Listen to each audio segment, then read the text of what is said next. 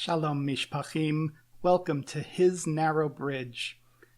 Our time together today is meant to immerse ourselves in the Word of Yahweh. It is meant to be a personal time of connection to the Word for each of us.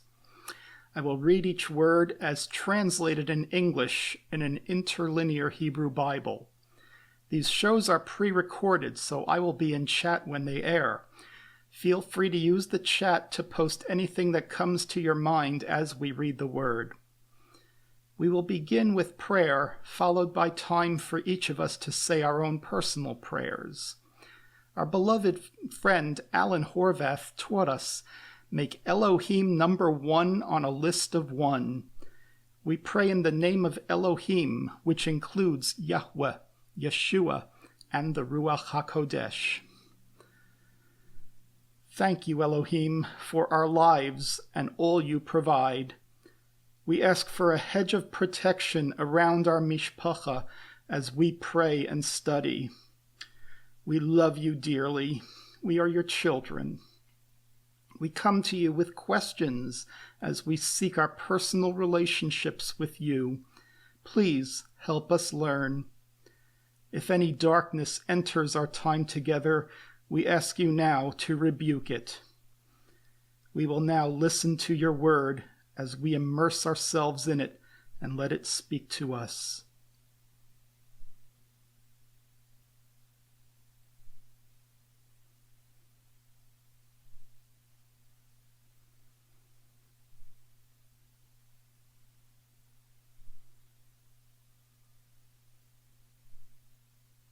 John, chapter 18.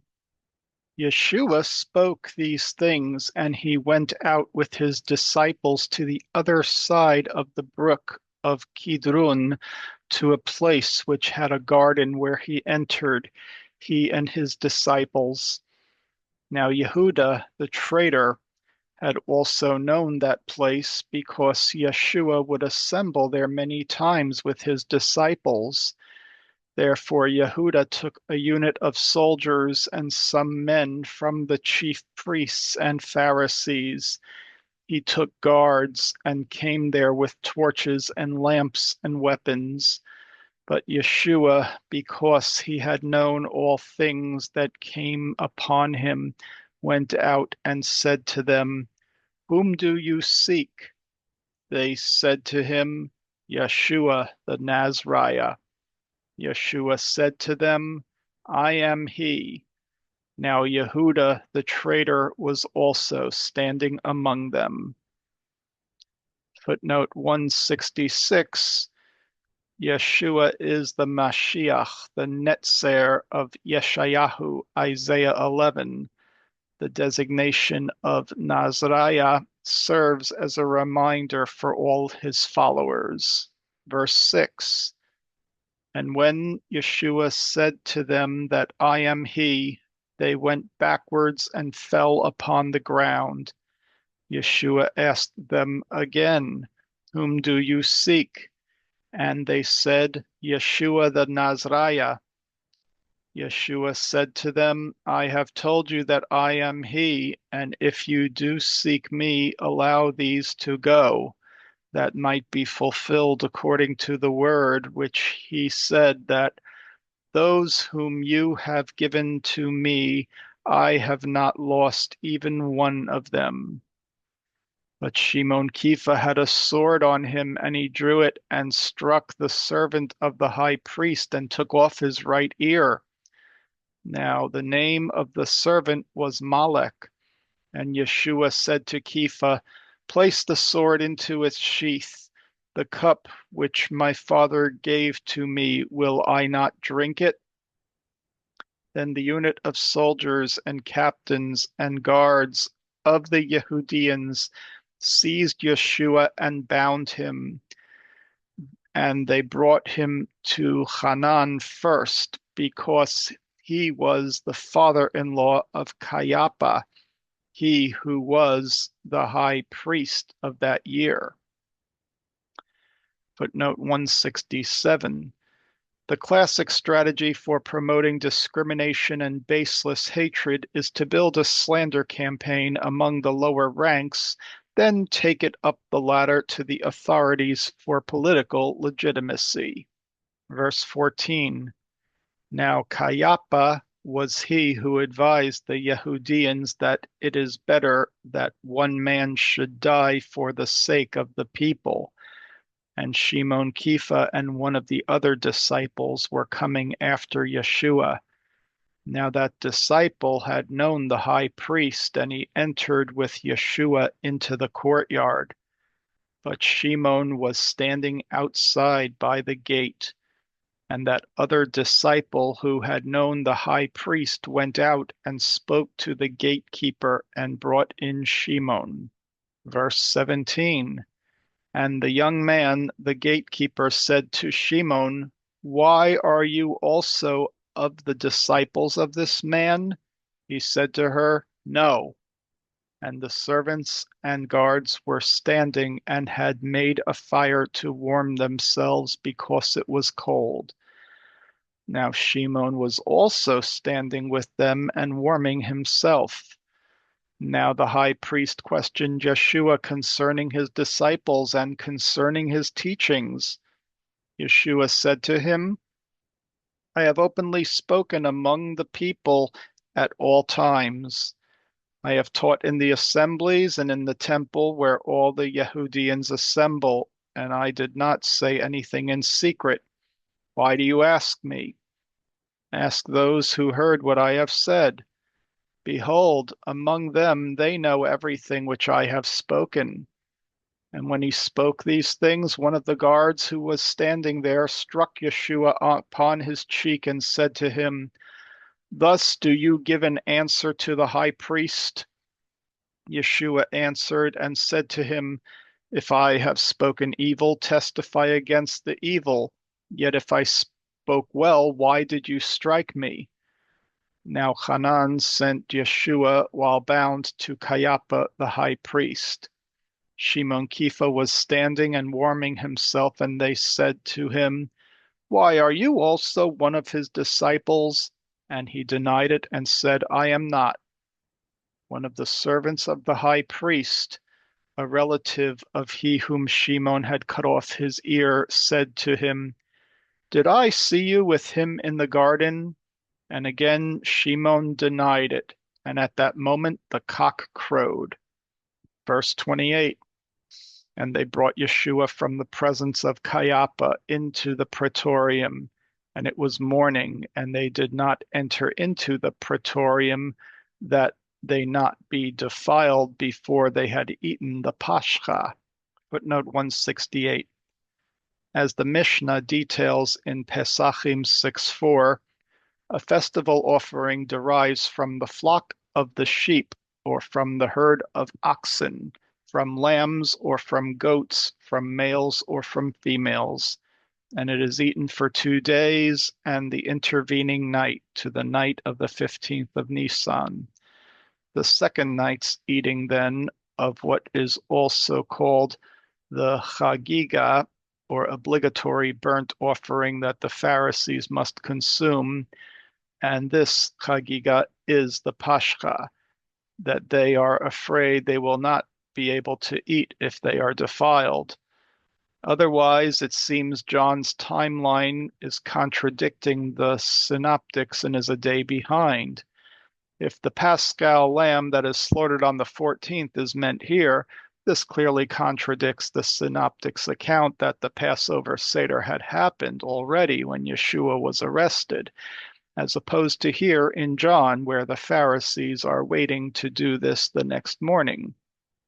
All Mishnah quotes are from the Jacob Neusner edition published in 1992 by Yale University Press. For more information, please see When Was the Crucifixion in Appendix. Verse 29. And Pilatus went outside to them and said to them, What accusation do you have against this man?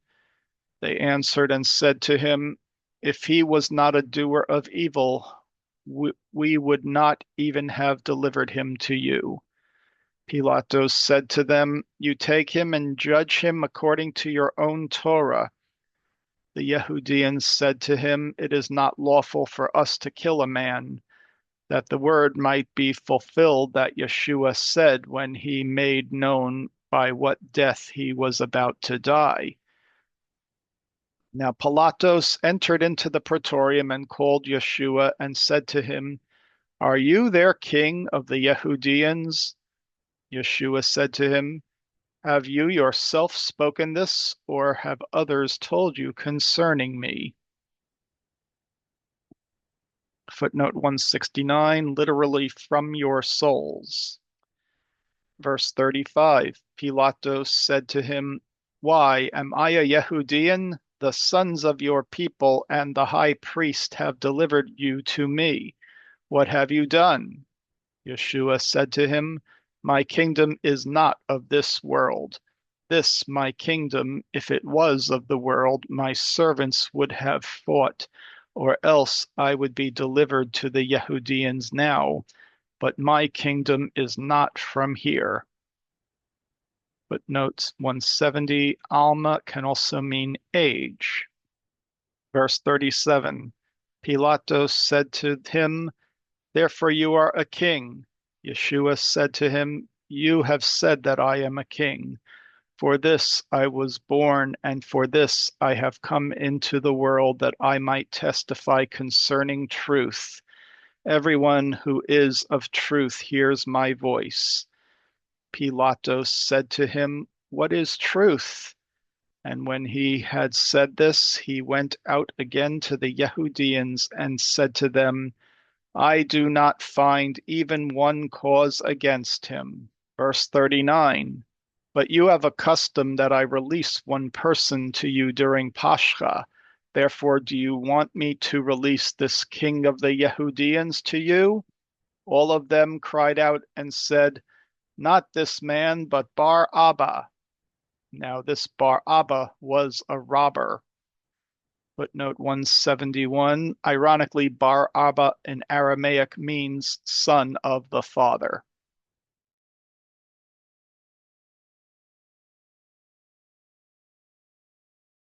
So you ask yourself, how do you communicate in this environment? What I would argue is that there is a very big generational gap, and we've learned this the hard way. It's actually quite fascinating. I've come to the conclusion that essentially, if you look at the boomers, let's say 65 plus or so, which is starting to get into some of the Gen X folks are aging too. But really, the boomers, I would argue, are the last of the modern era. And by modern era, I mean, the era that was kicked off with the Enlightenment, where there's a understood that there are objective truths out there, that reason can help us determine what these truths are, and that the reason then can, through reason and rational discourse, we can pursue truth, come to a better knowledge of it, and also come to see what would be best for us as individuals, for families, neighborhoods, states, countries, and even sometimes the world. The boomers are really the last of that generation, but they communicate based upon the assumptions that everybody else younger than them recognizes that there is objective truth, that reason can be used to discern that truth, and that is how we should start to look at problems. I would argue that the millennials are the first generation, and of course Gen Z is a part of it as well, but the millennials are the first postmodern generation. And the postmodern is an absolute rejection of reason. And so if we were to go back deeply into the heritage of Western civilization and Christianity, even Plato argued, you have the soul, you have the mind, and you have the body. And that's the hierarchy that works best: the soul, the mind, and the body. To a degree, during the modern era, we actually kind of took reason and put it above the soul. And so you had reason, the soul, and the body. But what is happening now is that reason is being knocked to the bottom, and the flesh, the passions, the desires are now up on top. And so that influences communication tremendously. I would even argue that there are different dialects based upon the age of a person. And so when you communicate, if you're, let's say, if you are a boomer, when you communicate with a younger person, you need to understand that difference as far as how they look at it. And you have to actually approach them on their level, acknowledge these things, and then draw them out through questions. They do not care about, and this is harsh, I know, but they don't care about your God, your Bible, your Constitution, your America, your retirement or your economy, or your truth. And that is very true. They are governed by their passions, which means they aren't even governed at all. But they have been taught through the culture, the education system, all of these things, to simply discount all of that. And so it's very difficult if you come to a Gen Z or millennial and you say, well, the Constitution says this, it doesn't matter. There is no truth. And if you look at a lot of these riots and things going on here, you can see where, it's pure emotion, pure rage. There is no rational thought in it. And that is really the epitome, expression of what's going on and taking place. And so again, you get a lot of okay boomer and they discount it. Where I would say though is that they are right in certain things. What they feel like is that they're a hamster on the wheel. When we have to honestly look at what happened to those generations and the environment that they were put in too. So many of them come out of broken homes. So many of them are coming out of abuse, drugs, all of these things. And it's true that the boomers also went through that. My mother and, parents had to deal with alcoholic parents and all of those things. It's true that happened as well to the boomers, but it was in a different culture. This culture doesn't reinforce the good that they need to be able to rise above those challenges. So they come out of, their adolescence deeply wounded. Through the education system, the culture, all of that, they were never given a strong foundation to stand upon. They were never given the tools that they need to be able to rise above the pain that is in their souls and the fear and the anxiety that grips them. And then, of course, we then told them, don't worry about it. If you're going to do well, you have to go to college. And don't worry about taking on, $50, $100, $200,000 in debt. And having interns and others come through, I'm shocked by how much debt is actually out there. You have the averages, which will say 30, but a surprising number of young people have $80,000 or $100,000 in school debt right after graduation. And essentially they have a mortgage. They are enslaved to their debt. And as we all know, if you're enslaved to your debt or you got bills that you can't handle, that's awful. That's anxiety inducing. It's fear inducing. You want out. You feel trapped. And that's essentially what I would argue is how these kids look at civilization. They look at the structure of things. They feel trapped and enslaved by it, which is why they're lashing out in the way that they are. So when we're talking to people, you've got the full-blown SJWs, Antifa, BLM, all of those folks. To be able to win those folks over is probably not going to happen at all. You may get some here and there. Then you have the lost, lonely, and adrift middle. And then you have sort of what's coming up is a younger generation of America First sort of traditionalists. That group is fascinating. It's not that big right now, but it is very strong, and they are deeply rooted in their beliefs. And they are also rejecting the society that we have now. But instead of wanting some sort of socialist utopia or something like that, they want to restore family. They want to restore the sense of community that they've never had. They want to restore a moral order and way of looking at the world, and then having a government that reflects a lot of those moral and political philosophical ideas. So when you're looking at who is this, I mean, the America First traditionalists, again, I went through high school and college in the 90s. These young kids coming up that are on our side, they are not your typical, what I would have just called sort of, the young Republican set or college Republican set.